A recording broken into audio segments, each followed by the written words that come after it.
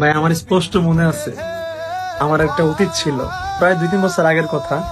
1 বছর রিলেশন ছিল, রিলেশনের লাস্ট পর্যায়ে এসে পড়ছে। ওর ফ্যামিলি জেনে গেছে, আমার ফ্যামিলি জেনে গেছে, রিলেশনের মধ্যে একটা ফাটল সৃষ্টি হয়েছে।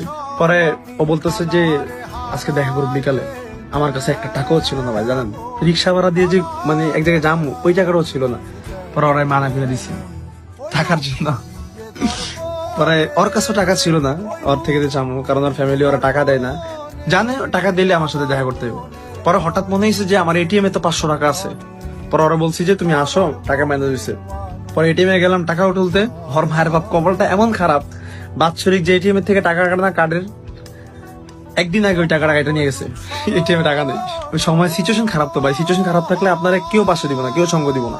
পরে আমার এক ভাই আছে, নামটা বলি, কাউসার ভাই আর কি। ও আমার মানে বিপদে আপদে সবসময় আমার হেল্প করছে। পরে আমি কাউসার ভাই বললাম যে ভাই আমার এমন এমন টাকা লাগবে।